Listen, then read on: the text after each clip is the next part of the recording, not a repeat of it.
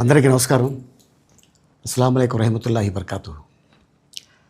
మిత్రులారా, 1999లో నేను రాజకీయాల్లో అడుగుపెట్టాను. మా పెద్దాయన డాక్టర్ డి రామానాయుడు గారి కోసం. ఎందుకంటే నేను చైల్డ్ ఆర్టిస్ట్ తర్వాత నేను మళ్ళీ ఒక వయసు వచ్చిన తర్వాత నాకు అద్భుతమైన అవకాశం ఇచ్చి ప్రేమ ఖైదీ అనే సినిమాతోటి మళ్ళీ నా కెరీర్ స్టార్ట్ అయింది చైల్డ్ ఆర్టిస్ట్ తర్వాత. అలాగే వారు బాపట్ల నుంచి ఇలాగ నేను ఎంపీగా నుంచుంటున్నాను రా, నువ్వు రావాలి, నా క్యాన్వాస్ చేయాలి అనగానే తప్పకుండా గురుగారు, ఎందుకంటే మీ సినిమా తర్వాత నేను మళ్ళీ ఒక ఆర్టిస్ట్గా నేను ఎదిగాను, సో డెఫినెట్గా నేను వస్తాను అని చెప్పి వెళ్ళటం జరిగింది. అప్పుడు టీడీపీ హయాంలో దాదాపు ఒకే పార్టీలో 20 సంవత్సరాలు నేను ఉన్నాను. తర్వాత మళ్ళీ ఇటు రావడం జరిగింది. నాకు అన్నం పెట్టింది ఫస్ట్ నా తెలుగు ఇండస్ట్రీ, నా తెలుగు ప్రజలు, ప్రేక్షక దేవుళ్ళు, నా నిర్మాతలు, నా డైరెక్టర్సు, నా హీరోలు. ఈ రోజున ఈ రేంజ్లో నేను వెదిగాను. 45 సంవత్సరాలు ఇండస్ట్రీలో ఉన్నాను. దాదాపు 1200 సినిమాలు పైచిలుకు యాక్ట్ చేయడం జరిగింది. 6 భాషల్లో యాక్ట్ చేయడం జరిగింది. ఓకే, నేను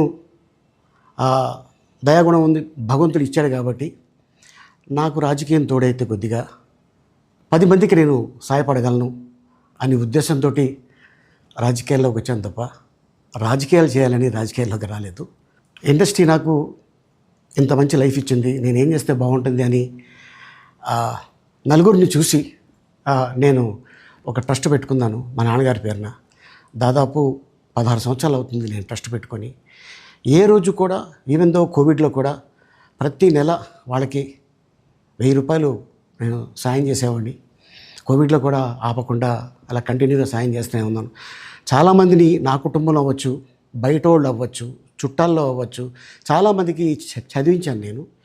అండ్ అలాగే మా తల్లిదండ్రులు నాకు ఇచ్చిన ఒక గుణం అది అందరితో పంచుకోవాలని చెప్పి ఉద్దేశంతో నేను ట్రస్ట్ కూడా పెట్టుకున్నాను.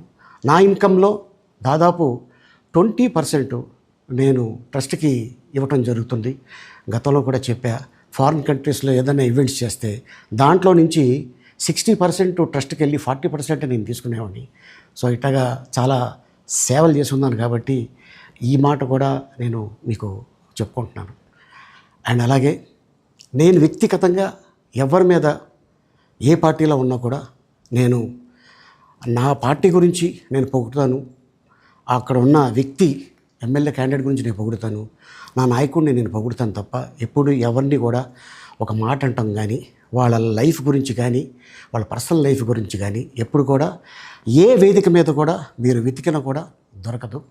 అండ్ అలాగే సో నేను ఈ రోజున మీ ముందుకి రావడానికి కారణం ఏంటంటే, నేను ఏ పార్టీ మనిషిని కాదు, ఏ పార్టీ సపోర్టర్ని కాదు, ఐఎమ్ జస్ట్ కామన్ మ్యాన్గానే ఉండి ఇక నా సినిమాలు, నా షూటింగ్లు నేను చేసుకుందాం అని చెప్పేసి అనుకుంటున్నాను.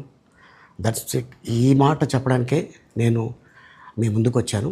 సో నేను ప్రతి 5 సంవత్సరాలకు ఒకసారి ఎలక్షన్లో మీరు వెళ్ళి ఎలా ఓటేస్తారో నేను కూడా ఒక కామన్ మ్యాన్గా వెళ్ళి ఓటేసేస్తాను. సో రాజకీయాలకి స్వస్తి, గుడ్ బై, థ్యాంక్ యూ.